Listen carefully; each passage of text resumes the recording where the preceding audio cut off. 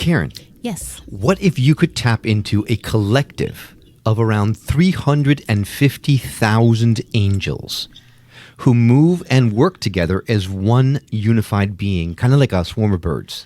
You'd lose me because I would never untap.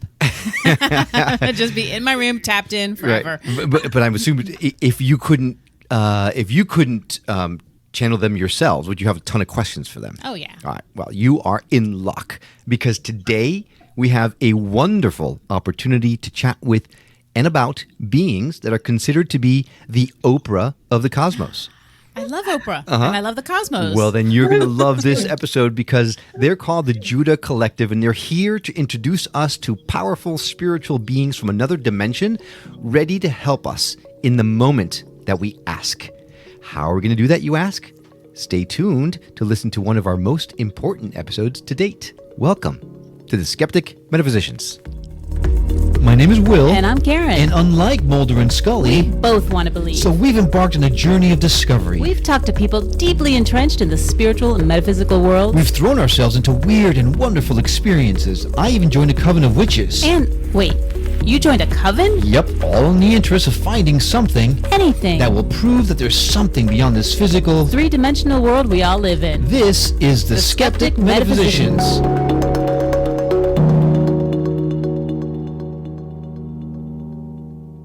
Will? Karen. I had to do that. Of course, yes. I've been waiting. I have too. We've been waiting for a lot of things. And lately, we were waiting on something that was a little scary to wait for. But before we give the big finale to the story, we have to start from the beginning. Okay. So our life has been a bit of a turmoil for the last year and a half. Mm-hmm. Do you want to share why? Yeah, quietly. It's been a quiet turmoil. We haven't shared it with many, many people. Just a few, just a handful of people know. But yeah, about a year and a half ago, my PSA levels, my blood levels were elevated. So my doctor sent me to a urologist who informed me after a biopsy that I had prostate cancer. So it was too small to do anything about it right away. It was very small. It was not anything that we needed to worry about. Some people might not consider it cancer. Yes. Like me. Yeah. Yeah. No, I mean. So much so that we actually went to a different urologist for a second opinion who also confirmed the findings that I indeed did have prostate cancer. So what they decided to do was this thing called active surveillance, which means that every 6 months I get a blood test to see what my PSA levels are. Mm-hmm. And every year I go in for a biopsy once again. They should call it stressful surveillance because that's really what it was. It really was. Sitting around not doing anything actively until they surveil the situation other than, stressing. Yeah. And I don't wish this on anybody. Nobody. But if anyone who has ever gone through it would understand that once you have been deemed with the dreaded letter C, nothing's ever the same. No matter how small or how big it is, when you have been diagnosed with cancer, it always affects you in a very, very stressful way. Mm-hmm. And your family. Of course. I don't mean to minimize that at all.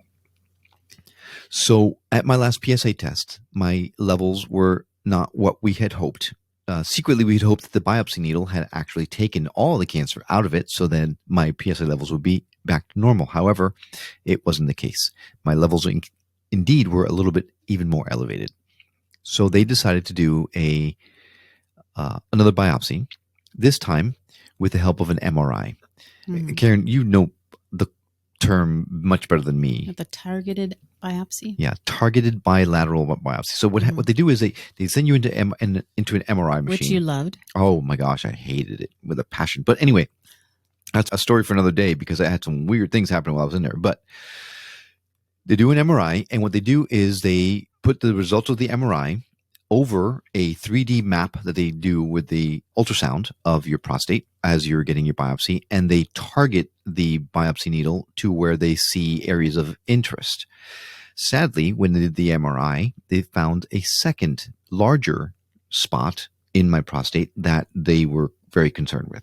On the other side. On the opposite side. Now, we have to mention that throughout the last year and a half going through this, obviously, yes, trying to be healthy and eating food with additional turmeric and everything. But one thing that we also did was really reach out to the community that we've formed through the Skeptic Metaphysician. Right. We had some wonderful conversations, and you had some great sessions with some healers. We went to the harmonic egg. Anything that could in any way, shape, or form help, we've done. Absolutely. On the spiritual side. Yeah, we dove in. The metaphysical side. Any kind of healing modality that we came across, not only did we have them on the show, but we also asked them for help. Mm-hmm.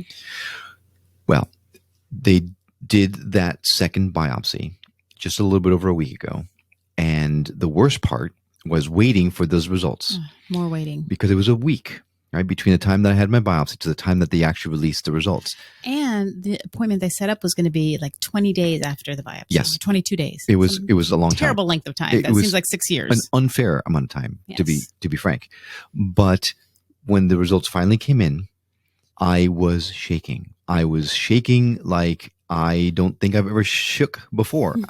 I'm not afraid to say that I was the most scared I've ever been in my life because I didn't know what those results are going to be. The MRI said that it is likely cancer. The new lesion. And there was a large one. So there was big concern.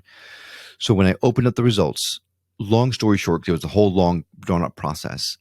I read the results about 15 times before I gave up. I wasn't able to absorb what the results were saying. So I literally took my computer and put it in front of Karen and said, can you please tell me if you're seeing what I'm seeing here? Now, if you're me, you see your husband who's been stressing about this, and we've all been stressing about this for a while, walk in with the laptop computer, his tears in his eyes saying, I've got my results. Tell me if you're seeing what I'm seeing. So you can imagine my heart instantly went, down to through the earth. Yeah. I mean, it fell so far. Well, there was a very distinct reason why there were tears in my eyes. The results that I was reading, they took 13 cores. So basically they put 13 needles in my prostate, took 13 samples, and core by core, one by one, each one kept saying benign, benign, benign, benign. All 13 cores came back reading benign. So to me, I was seeing something wrong. I was misinterpreting it. It could not be possible that not only was the new lesion not anything to worry about, but the old one wasn't even there anymore. Somehow the cancer disappeared. It's gone. Totally gone. So obviously elated. I mean, celebrations that you could not believe. And we owe a huge debt of gratitude to all of those folks that have come on the show and have so graciously donated their time to send me healing energies, whether it's a harmonic egg or the intuitive healers or even just talking about it and thinking about it and sending love and absolutely thoughts and vibrations to you. The Ayurvedic diet, I threw myself into everything, every single healing modality. We don't know which one helped or that all of them in combination all help, but we are in such gratitude to every single one of you who helped by sending us energy, who sent us good thoughts, positive vibes, good well wishes, everything. This community has been unbelievable. Unbelievable. And we owe you so much. And even just talking to us and helping us have hope so that we didn't spend the last year and a half in the complete darkness and sadness that could be. Yes. Yes. So we are here. I know this was a little bit longer story than we usually do, but we felt it important enough to share with you because I am a living example of you can overcome it. I am now happy to say I am a cancer survivor thanks to the help of the community that we call ourselves part of. So thank you for listening. Thank you for sending us all your positive thoughts. And thank you for being part of this community. And most of all, we love you. Anjie Hipple is the author of The Answer to All Your Questions and the creator of the True You Accelerator course. And right now, she says she's playing the most important role of her life, that of a channel for a beautiful collective of angelic beings from the fifth dimension.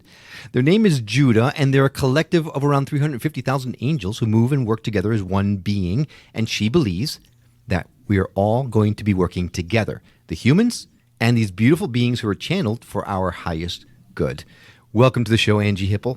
Thank you, Will. Hi, Karen and Will. It's great to meet you both. We are excited. This is, unique in so many ways, but also a little worrying. No, it's wonderful. This is weird, but just when you said that she has, access to this group of hundreds of angels, like 350,000. I almost started crying. My eyes welled up. Oh, but you know why? Why? Because I think you're one of them.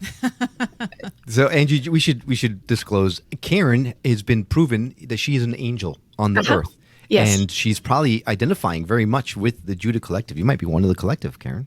You might be. I don't think you might be. This is one of the things that they explained over time as I was getting to know them. It's a lot like a relationship with, you meet someone, you exchange some small talk, and then over time you spend a little more time together and share stories and information. And it's been a lot like that with them. And one of the things they revealed over time is that I actually incarnated into this life from the collective of Judah. So my soul is an angelic soul, and that's they're my soul family. And so that's what's made the connection so easy. And there are people like you, Karen, and I, and others on the earth who actually are angelic in nature and part of angelic families that made a decision to come here to earth for specific purposes. Sometimes, in my case, I sort of, fell asleep or was unaware of this angelic connection until my late 40s. And I've just woken up to that. And when they came and I remembered this connection, it's been so powerful and so profound. But this is a real thing. There are some people on the earth today, like yourself, like me, who are angels in human bodies. Our souls are angelic, in other words. Mic drop, Karen. I rest my case. All right. Well, regardless of whether Karen is one of the collective or not, I'm really curious about the Judah collective because I'm not sure, did I introduce them correctly? Yes. When they first came to me, they explained to me that they were speaking as one voice, but they are unified, around 350,000 angels that work together. Later, I had more information that they come from Sirius A, that they are a part of the Christ consciousness, and they are sort of like lionish in their presence, in their being, and in the way they present themselves. So if you saw them, you might see them as a brilliantly shining lion. Wow, I like that. And sometimes, this is a little funny trivia Judah bit. Sometimes when they're channeling through me, I'll actually snort like a lion. I think, why am I breathing like that? I'm snorting like a lion. I do want to call something out as you're speaking about these beings and how they're the form of a lion. Those of you who are only listening to the show, you're not getting the whole thing, because if you were to see Karen, watch Karen's, her eyes have been welling up with tears this entire time. So, Karen, I don't even know what's happening. Well, and here's, I don't know what I'm feeling.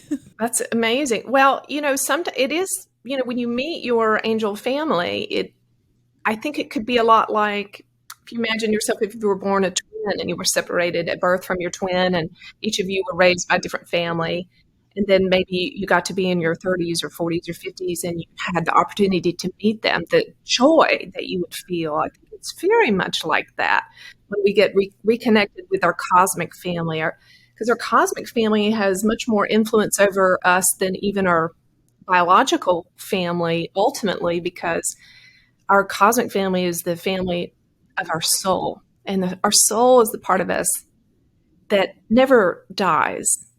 It existed before we came to be in our mother's womb, and it will go on existing after we die. Our cosmic family is precious to us. And I have had, Karen, just so you know, I've had a couple of folks that I've worked with that said, I really feel a connection to Judah's available for everybody and anybody that wants to have a relationship with them. It's uncanny to me how much this is affecting you, Karen, because as I told you many, many times, we talked about the fact that you're an angel. So it just seems like that this could be something that where you are, like she's saying, you're feeling home, your people, right? Your family is Yes. who comes through with Anjie. So you might be feeling that. So Yeah, I've not. This is just like overwhelming, surprising, unexpected. I mean, I'm like, where are these? What's happening? Where are these tears coming from? right. Well, then up until now, you've been going through life as a wife and a mother and not thinking, oh, any minute these 350,000 angelic beings are going to come through to me. How did you come to terms with the fact that A, this was real, and B, that these beings were now with you for good? Forever. Yeah. Well, the happening was so profound. I wasn't expecting to become a channeler.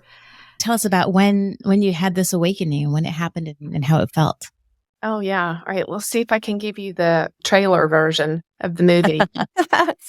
Well, I grew up when I was about 7 or 8 years old. I started asking my mom questions about God, and she had a church background from her own upbringing, and she felt prompted to take me to church. That was the only really resource she knew of for answering these questions that I had about God.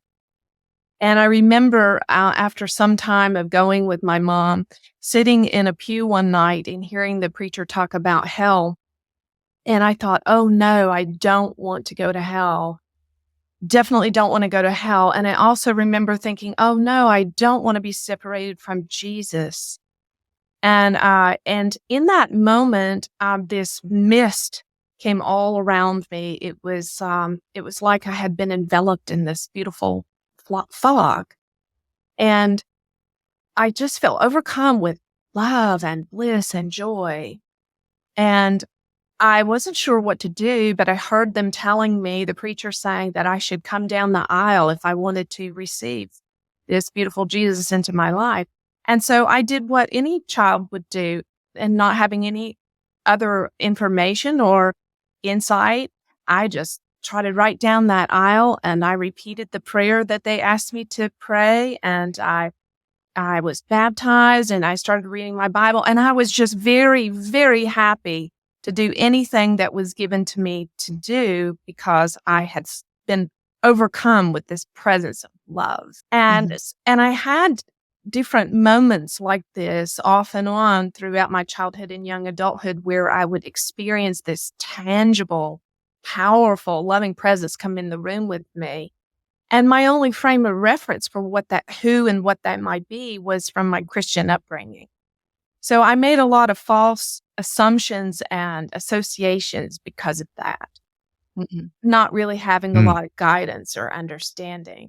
Yeah. So, I gave it my best college try, my Girl Scout best. I just wasn't happy. Life didn't seem to work. I didn't know why. Looking back on it, I think a lot of it was, what we were just talking about, Karen. Sometimes you just have this sense that you don't know where your tribe is, or that you don't quite belong here, and I think for some star seeds and angelic souls that are incarnated here, and we've been trying to make things work in the cultures and concepts that we've been given, and it just doesn't quite feel right, or it doesn't feel like home, and we haven't met our people. And so we have this kind of a lost child syndrome, And when about 7 years ago, my father died suddenly, and I was the only child, and I was really heartbroken. And I found this to be a very common thread when people have an awakening or suddenly begin to receive contact from angels or cosmic beings, or suddenly become channelers. A lot of times it's either from a near-death experience or a really traumatic loss of someone that is very beloved. So when my father died, everything came apart at the seams. Everything.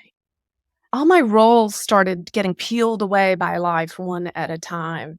I couldn't be the great teacher, mother, wife. I was in deep grief.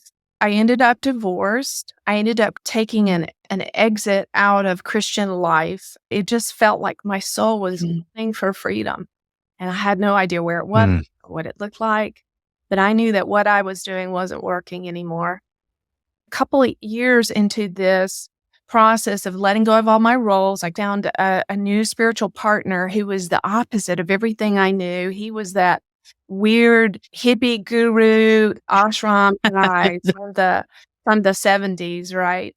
And never touched a Bible, wouldn't touch one with a 10-foot pole, So we were these polar opposites, but yet he was a true seeker. He'd been meditating for, I don't know, decades and decades. And we began this journey together. Somewhere in that process, COVID happened. I was in this new awakening I was experiencing that seemed like the Lemony Snicket series of unfortunate events. It was really a setup. I was getting set up for a rapid shedding of my ego. And man, was it was just flying everywhere. The ego stuff was coming off. And so Chuck my new partner, was helping me along in this process. Got into COVID early on in 2020. I contracted COVID. I got very, very sick. At the time that I contracted it, I was running 3 miles a day. I was in grayed out, and it attacked my heart. And oh my gosh, I was a long hauler. I had a lot of things going on. But for about 2 years, I really did nothing but just sit around in a chair, meditate, and ponder, and let go. And so the universe, whoever and whatever God is and these beautiful angels are, they were giving me this glorious opportunity to let go of everything that I had derived any sense of worth or value from. I didn't have the strength to sing. That was one of the last straws for me, because that had been a joyful place for me for so many years. And I would come in the studio and try to sing, and I didn't have enough breath to sing a song. So everything was being stripped. Finally, somewhere near the end of about 2 years, I was sitting in the chair and just letting it all go. Okay. All right. So I can't contribute anything anymore to anyone. And there's nothing I have to be. And there's nothing I have to do. And God still loves me anyway, whoever and whatever God is. I let all those definitions go. And at about that time, my third little grandbaby was about to be born, and I knew I wasn't going to be able to be there because I didn't have the strength to go. I wasn't well enough, and I let that go too. And just so much surrender. One night we were sitting on the sofa, Chuck and I, and we were watching a beautiful channeler named Wendy Kennedy on YouTube or something, on probably a show very much like this one. And Chuck said, "You could do that." And I thought, well, that might be one thing I can actually do while I sit here in my chair doing absolutely nothing else. And I said, okay, whatever, universe, I'm open for whatever. And within hours, I started getting amazing downloads. When I went to bed, I felt my little grandbaby as if he was in my physical body. I felt my womb contract. I felt his little head pushing on the floor of my pelvis as if he was in my body. I started having all these amazing psychic phenomenon. And some voice was telling me all about this sweet little baby and why he was coming to the earth and what he was going to do and why he was so important and what kind of a kid and adult he was going to be. And I got up and I just typed it all up. And the next, when Chuck came home from work, I said, listen to this. And I read it to him. And he said, well, who is it? I said, it's some being named Judah. And we said, well, what do we do now? And we sat down together and we said, well, let's just meditate and see what happens. And within a few minutes, this big booming voice came.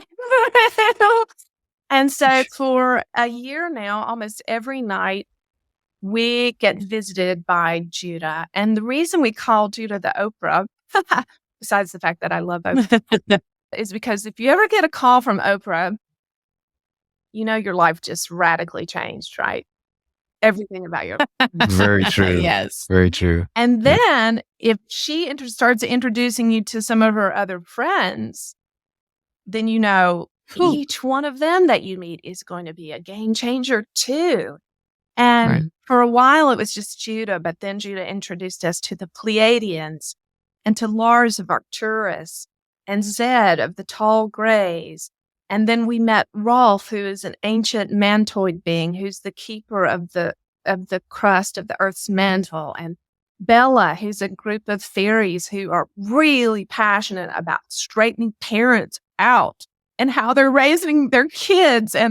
And so we're just having a party over here all the time, and Judah's hosting. It's an incredible story. It sounds like the spiritual awakening aspect of what you went through. We've heard that type of story before, not quite like yours, but the fact that you had to surrender, and when the act of surrender is what actually helped all of this start to snowball, start to happen.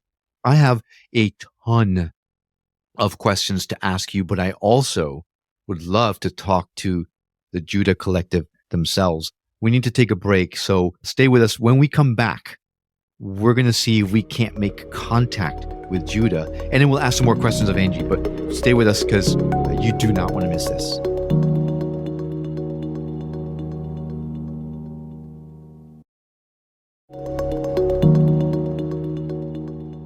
Welcome back to the Skeptic Metaphysicians. We are talking to Anjie Hipple and her cadre of beings that have channeled through her 350,000 angelic beings that talk through her and about the teachings and how we're supposed to live life and all that kind of stuff. She told us her story, how she awakened to these beings.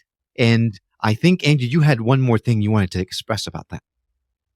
Yeah, I just wanted to mention that within hours of Judah coming, I realized that I was completely, totally physically healed, which was a miracle. I was totally back to health, no more health problems. And the other thing I wanted to mention is that, I never set out to be a channeler, but I had set out and had an intention in my heart to come into fullness of awakening and move towards enlightenment, whatever that meant, and fulfilling the purpose of my soul, and through meditating and listening to enlightened beings and just being the skeptic metaphysician that you talked about, re-examining all my beliefs. And so channeling was just this really happy accident, and quote unquote accident that happened. And Judah and angels, that's the other thing I want to say, is they have such power, raw, supernatural, spiritual power to add to our desire to awaken and our desire to be enlightened and fulfill our purpose. And that's why I'm so very thankful to them. Definitely a theme of healing on the show. So we we are thrilled that we're aligned on that path tremendously. So, all right. So before we left, we teased the fact that we might have a chance to speak to the collective ourselves. So I'm curious if you feel that they might be around and might want to have a conversation very briefly with us. Absolutely. And you ask anything you want and we'll just jump in. Ready? Okay. Yes. Hello, Bill and Karen, and hello to all your beautiful listeners. We are so very happy that you are here. We love being here with you. And this is the beauty of what it means to be angelic and to be a soul, is that we are where you are and you are where we are, and we are all here together, even if our physical spaces are different. You see, in the fifth dimension, we are all connected. It is a truth. It is a reality. And that is why when Angie came and logged on with you, that Karen could feel the tears and the presence coming where she is, because we are there with you. And you are here with us. And we are happy to answer any questions you have for us. Great. Well, I mean, the first question I have, you touched on. So we are one, we're all connected. But at the beginning of the show, we mentioned the fact that you are a collection of 350,000 angelic beings. So if we are all one, you hear, once we pass on to the next life, we reconnect as one. So how is it that you are still have individual identities? Well, we are very many individual souls, but you see, there is no competition we are constantly deferring and preferring one another, deferring and preferring one another in love. And so it doesn't feel like a sacrifice for one of our souls to allow the other to step forward, or for one of us to step back. And we just move together in oneness like a swarm of birds. If you've ever seen that happen, that phenomenon of thousands of birds in the sky moving together as one unit. And sometimes this vessel gets questions from people. They seem kind of surprised that we step aside so willingly for these other beings to speak through the vessel in a channeling situation. And some of them, as people in your spiritual culture would say, are lower in vibration than we are. But you see, we don't think of anything in that regard whatsoever. We do see ourselves as one with all beings, and everyone is involving, including angels. Angels are not perfect. They are also on their path of evolution. They, however, of course, have perhaps come to a place that where their vibration is higher and more consistently higher, and can appropriate more consistently at a higher level the raw essence of God, of life force energy, and we're happy to share that. So for you to say we are all one is a meme. For us, it is a living, working reality of who and how we are. I love it, being called out by angelic beings Yes. using memes. we do a lot of that because, you see, there's not a lot of time. And there are many people who are desperately searching for answers and for the revelation and expansion and the practical ability to be their beautiful, the soul that they are in the context of the life in which they live. We see this because there are so many, even in this moment, committing suicide. This vessel's precious stepson lost 10 classmates at his university this week to suicide. And it's not because they have done anything wrong. It is because the culture is wrong and does not know how, unfortunately, to embrace these precious ones and show them the reality of the treasure of their vast eternal soul. And they long for this spiritual connection. And the only way they understand to find it is through this terrible end. And this is why we must work fast and we tell the truth, because when we tell the truth to you, dear ones, we tell it to you because we love you. And you feel that. You feel, oh, I just was scolded a little bit, but you laugh. You laugh because it feels so good, the love of truth. And the truth without love hurts. And there's a lot of that. There are a lot of people in spiritual circles who have a lot of quote unquote truth to share, but it is not coming from a heart of love. And so it hurts and wounds. And we are not about ego annihilation. We are about ego relaxation. And so love all the fearful and hurting parts of who you are. Love your egoic parts. They're your little childlike parts that need hugs and kisses. They are the parts of you that are like your frightened rescue pup that needs to be carried down the stairs, not scolded, you see. And so this is a big part of Judah's message. Our message is ego relaxation, not annihilation. Loving the fearful egoic parts, embracing them and giving them safe places for the soul to expand and override them. I love that. Well, we hear so much about people having near-death experiences, and that's how they gain this ability to communicate, like with you. Now, how would someone like me that isn't in that situation, how could I communicate or make contact with you? Well, or is that just not possible? Absolutely possible. And this vessel has invested thousands of hours in writing exactly how that happened for her entire experience in a 10-week course with hundreds of pages and hours of information. But the quick answer is absolutely yes. And yes, dear Karen, it is you too. You have angels all around you, my dear. And just by acknowledging that in a childlike sense of faith, you don't have to see them. They are there and you feel their presence. One of the ways that you feel our presence is through that rush of emotion, be it joy or tears, or just a tingly sensation, or just feeling lighter and better, you see. And just trust that we are there and start talking to us. Have you ever had the experience that you thought of someone, you thought, oh, I want to call Sue today. Maybe you hadn't spoken to her in a year. And then within a moment or two, Sue rang your phone?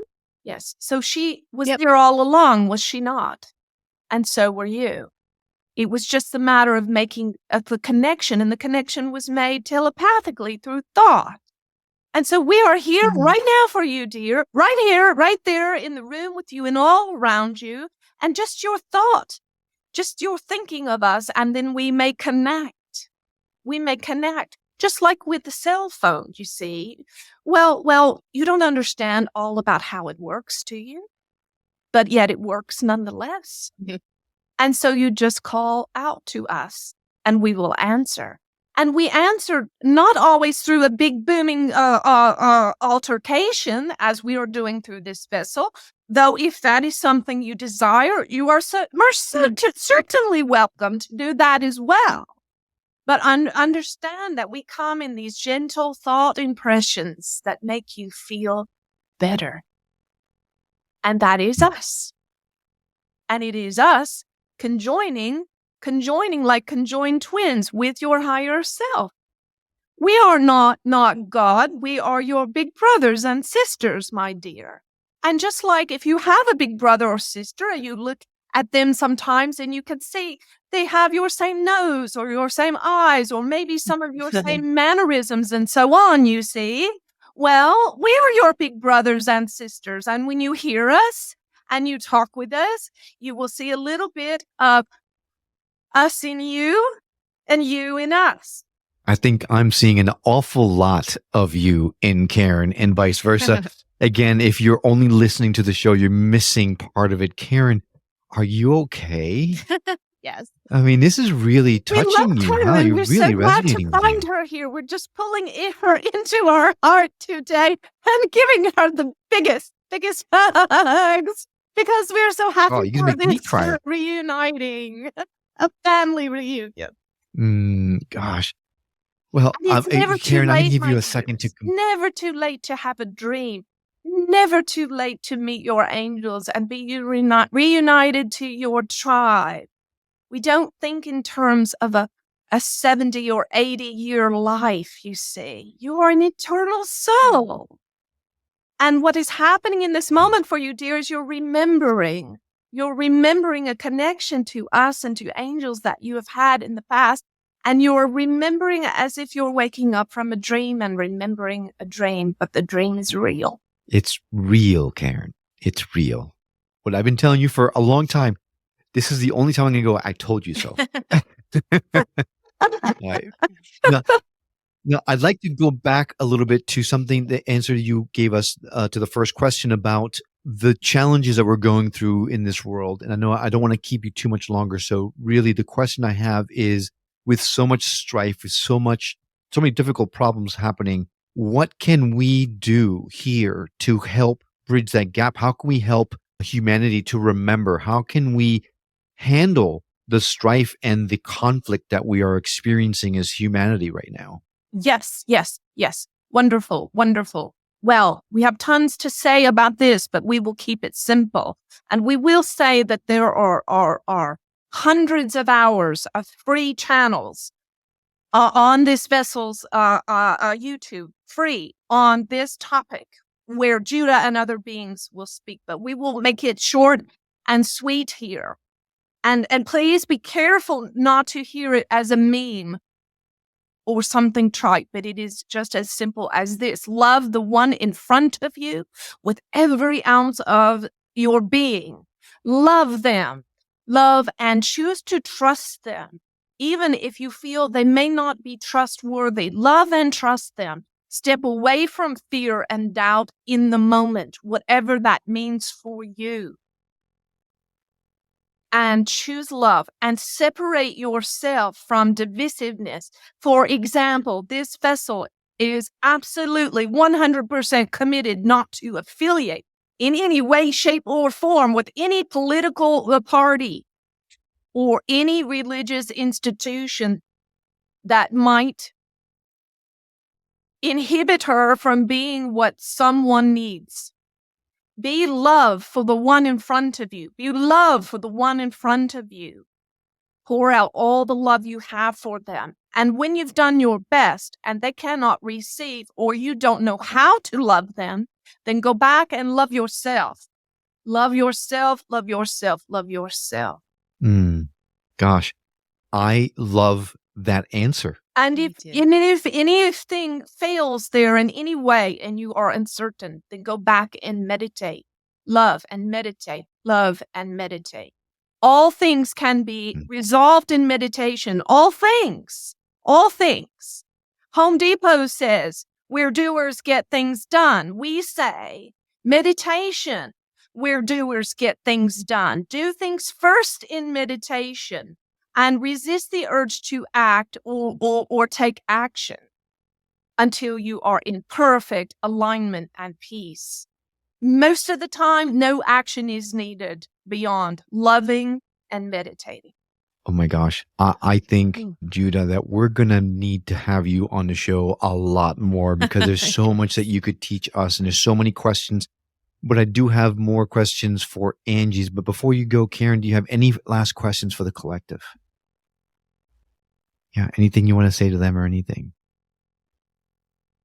Oh, I don't mean to make you cry again. No, I can't. I got to keep it together. So, all right. Well, Judah, thank you so much for coming and speaking with us today. We're hoping that we'll have a chance to connect with you again in the future. Yes, we would love that. We look forward to it very much. Wow. So, Angie, you did not warn us what to expect. There was a complete transformation. It was instant. Yeah. A third and final time, hopefully. If you're only listening to the show, you're doing yourself a disservice if you could only see the change in Angie when she gave herself away to let the collective through. That was incredible. So catch it on our YouTube channel. If you've not watched it, I urge you strongly to watch it. That was astounding, truly astounding, and a little scary. Because suddenly you became a different person altogether. It was wild. Yes. And in the strangest way, Will, it feels like I'm actually being my very best self somehow. It's really an amazing feeling. It doesn't at all feel intrusive. Totally it just, the energy and love that I feel while it's happening is so. And it's what's so beautiful about it is I feel like I'm actually able to love the people in front of me the way I've always wanted to, Huh. Wow. Through yeah, I gotta say, so I'm one of those people that kind of like channeling has always been iffy for me. I was like, well, I don't know, it's a little weird, and I gotta be honest. At first, it was very weird for me. When you changed, I was like, ooh, I don't think I don't want to do this. I don't want to be here. But then, call me crazy. Go ahead, call me crazy. But the feeling, the energies that came through as it continued to talk, suddenly it just kind of dissipated. All my thoughts of this is weird just suddenly became, no, this is perfectly natural and super welcoming, especially when he scolded me. That was like, I was back as a kid. It was like, it was awesome. It was perfect. And then from that point on, I was like, yep, I'm all in. So wonderful. And, I've always thought channeling was super weird too, and definitely was always a skeptic for certain. So I don't know exactly how that works, but the fruit, Judah's always talking about check the fruit. When the fruit of it is so good, when you're instantly healed, when you feel so loving towards people, when you feel so transformed by the energy of the room, how do you say no to that? And just the wisdom, especially with such loving energy that was in the room. I can't imagine anyone that wouldn't want to just give themselves up to that. That was incredible. It really was. Truly, I've got literally about 15 shows worth of questions. So I'm going to try to, because it's the skeptic metaphysician and because we have to ask the questions, I have to ask, how was the experience for you? I mean, how can you be sure that this is the collective coming through and not just you or your subconscious just kind of free associating? It doesn't matter.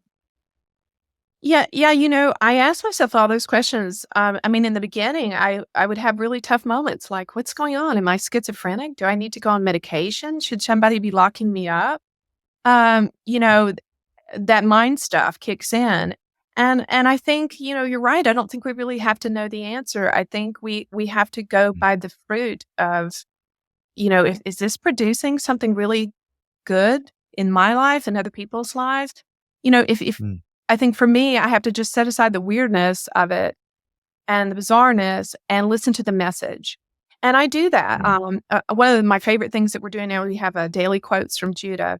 And so every morning when I get up, in my email is waiting for me a daily quote from Judah. And usually by the time it's arrived there, I've long forgotten it. I mean, I spend so many hours channeling that I can't remember all the things that Judah said. And so many times I read it and I think, oh, wow, that's exactly what I needed to hear today. Did Judah actually say that? I'd forgotten that. And that speaks exactly to what I'm going through with this situation or that situation. Wow. And so, I mean, if the message is relevant, if the shoe fits, wear it. If it's powerful, if it shifts something in your life towards joy, towards love, towards happiness, why not? I mean, I could spend all day talking about how weird it is or questioning it, but maybe I just don't need to. Yeah, absolutely. So first of all, that's really cool. Is this something that anyone can sign up for to get Judah's daily inspirational thing? Because I'm in. If that's they're free. The case. You just go to the website and sign up for, or on YouTube. On YouTube, we have a channel. Almost every single day, there's a brand new channel from Judah or one of our friends at the party. And then the free quotes you can sign up for there or on thejudahchannel.com. Yeah. That's awesome. We're going to lay in a direct link to that in our show notes. Just go to skepticmetaphysician.com, go to her episode page, and you'll see the link directly there. So it's easy for you to access both. And you're right. The Judah did mention your YouTube channel, and I think that's something that I'm going to subscribe to as well. But a question that's burning in my head right now is, when you're doing this, is this free association? Or are you actually thinking of the answer before it comes out of your mouth? Does it have a little bit of Anjie in it, or is it just purely just bleh? I think that one of the things they've shown me is that, we have lots of sources of help. We have our higher self, we have angels, we have source energy, we have the Akashic records, we have other interstellar races. All those things kind of overlap. They all have a sweet spot where they kind of overlap. So I do think that that they make use of my experience, even vocabulary and learning that I have in my brain. And they can use all of that kind of like vocabulary from which to channel. And sometimes I do worry, Will, I think, well, what if this is just bullshit? What if I'm just sharing something out of my head, Sure. And so, but I have to kind of leave that. And also I have to trust the listener. And I say to people a lot of times, take what you like and leave the rest, and I want to always encourage people to be discerning and to be skeptical and to only embrace what really witnesses to their own heart and what kind of aligns with what they're feeling in their own higher self. And there are times too where I've channeled some beings have come around that do feel more lower vibe, and I'm not sure that I agree with what they're saying. And I think that's okay too, because like Judah said earlier, we're all beings, even other interstellar races and angels are in a process of evolution, and they are all entitled to their own perspective. And I don't mind giving them a voice and a platform. It doesn't mean that I endorse every single thing that they're saying, but it gives me a chance to exercise discernment too. Gosh, I have so many questions. Karen, I don't want to monopolize the entire time. No, I'm still just kind of figuring out what happened there to me. So, she's in a state of bliss. I'm just soaking in it. So go ahead. Well, one of the questions I wanted to ask Judah, and I didn't want to take up too much of their time, but there's a lot of talk these days, and you keep mentioning other beings from other planets and things like that. There's a lot of talk these days of unidentified objects in the skies across the world, really now. They found one, I think, in Romania and things like that. So does Judah have any guidance about that? What is it? And is this the time? Are they actually now disclosing themselves to us, or should we be prepared for anything? Yes. Should we ask Judah? Sure. Okay, Yeah. yes, if you we'd don't be mind. happy to answer that, dear. So a lot of the purpose of so many new channels such as this one coming forth and our voices being so prominent and given widespread attention is the need for cushioning and gentle transition around disclosure of cosmic beings in interstellar races. For there will most certainly be global awareness of the existence of many vast myriads of souls and interstellar races and angelic beings.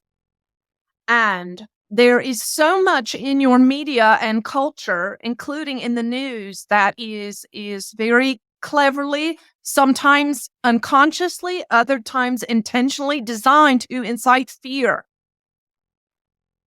Be very careful. You see, most young children, when you speak to them about UFOs, are frightened. They are frightened because of the early imprints of media on their consciousness about what these beings are, what they are like. And that is much of why we are speaking Judah now, because even in this moment, as you experience the love and grace and wisdom and truth we are sending you, you are having a disclosure of your own. You are experiencing what it can be, what wonderful thing it can be to have a relationship with a higher dimensional being from out there, from the unseen realms, that love and care for you and only want your highest good. And so this is why these channels are very, very important, because this transition is coming. It is inevitable. There will be global awareness of ETs, and we would prefer to bring it in softly now as a soft landing with this sort of intimate conversation and relationship. Otherwise, there will be much fear, you see. Yeah. Yeah. It makes perfect sense. So what you're saying, Judah, is there's no need to fear any kind of ET or anything like that. That is right. When this vessel watches the news and she sees these stories, she says, "Oh, they've got my back. I'm so glad I don't have to worry about that." Awesome. Thank you And so so much, Judah. this That is was what a we burning would question say. in my head. So we would say you can initiate your first contact with beings that with which your soul aligns, the ones that ring true for you, the ones that you would want to have in your as a part of your life and your experience. You make the first contact, and this will bring cushioning and protection for you in coming days. And how do you do that? How does someone go about contacting them? It's very simple. For instance, if you today feel a connection to Judah, you say, "Hello, Judah. Hi, my name is, and I'm so glad to have you come into my awareness, and I'd like to get to know you." In the same way that you would greet and meet any other human person that you had an interest in. Thank you very much, Judah, once again. Thank you. Karen, are you going to be saying, Yes. "Hello, I am. Judah. Nice to meet you"? Yes, I am. I had a feeling. Wow, the time has absolutely flown by. I cannot believe it. Anjie, I need you to do me a favor and promise that you will come back on the show, because I promise. you were very kind. You and your team were very kind to send us a whole lot of questions that would be appropriate to ask you. We did not ask maybe one of them. It's That's ridiculous. fine. We have so much to talk about. We have no agendas over here. We're just showing up. We would love to Yeah, come back. no, Well, it's thank You sure did show up. Yeah, I tell ya. absolutely. The last question before we say goodbye and thank you, I couldn't help but notice that Judah kept referring to you as a vessel. Is there, I mean, I think I know why, but is there a specific reason why they don't say Anjie? Absolutely. Well, because if you think about a potter who is working on a potter's wheel, and they have a lump of clay and they're shaping that clay, and the potter gets to decide what shape that vessel will take on, and whether it will be a vessel for ordinary use or some extraordinary use, or perhaps very ornate and intricate, or perhaps very simple. And so the vessel has no say in that. It's the potter that has the say. And so they talked to me a lot very early on. They understood that this is part of why they came to me, is that I don't feel any need to say what message I contain or how I should be shaped or formed. You see, I finally let go of all that. I finally let go of wanting to be the star and the singer and the teacher and the perfect mother. And, I let go of all of that. And I just decided, well, especially during that time of sickness, I'm just going to be this lump of clay on the wheel, on the potter's wheel. And I'm just going to let the universe shape me into any vessel that will serve. And so I'm just here empty, and whatever message or beings or presence can make use of my voice in my body. I trust that the potter is making all that work out for the good, and that I'm in good hands. So I don't need to be self-protective. I know a lot of channelers have rituals they go through to make sure they're protected. I don't really feel the need to do that. I am floored. This has been so much more beautiful than I could ever expected. And I was expecting some beauty. So Well, before we say goodbye, is there anything that you want to make sure that our audience hears from you before we say goodbye? Just to know that you're loved. And if you've heard something in this interview that you want for yourself, it's yours for the asking. And that we're here to serve any way that we can, and in the ways that I'm limited as a human being as far as my time or exchange. We have other tools that we're happy to give and share, and then also we have tools, that we ask for fees for, because we have staff that we pay and so on. But we're here for you, and if you want to be connected, you can be a part of this family. You just fill out your adoption papers and send us an email or a message and say, hey, we're here. We want to be a part of the family. And we'll just take you right in. And we're just thrilled to meet you. That's amazing. There's so much we did not talk about. We didn't talk about your True You Accelerator course. We didn't talk about your musical career that you had to put on pause because of all this. I mean, there's so much about Anjie that you I'm sure would love to learn. So we are going to put in a direct link to your website and to all the ways that people can reach out to you so that they can get even more connected with you, because you are such an amazing person. I mean, it just comes out of you in waves. This has been an absolute honor and a pleasure to get a chance to chat with you. And I do hope that we'll have a chance to have Judah and you back on the show sometime really soon. Yeah, we got lots more questions. And we're deeply grateful for your work. Thank you for all that you're doing, and we pray that it will be greatly expanded. Thank you very much. Thank you. Well, thanks for coming along on this journey of discovery with us. We'd love to continue our conversation with you on our website at skepticmetaphysician.com or on Facebook and Instagram under Skeptic Metaphysician Podcast. If you know someone who would benefit from hearing the messages we're sharing on the show, do them and us a favor and share the show with them. It will help get the word out about us, and it may just change someone's life for the better. And if you're listening to this on the radio and you missed something, well, Not to worry, all of our shows, including this one, can be found at skepticmetaphysician.com, where you can also watch the videos or even send us an email or voicemail directly from the site. We absolutely love feedback and would appreciate hearing from you. Well, I hope you've enjoyed this episode as much as we have. That's all for now. We'll see you on the next episode of The Skeptic Metaphysicians. Until then, take care.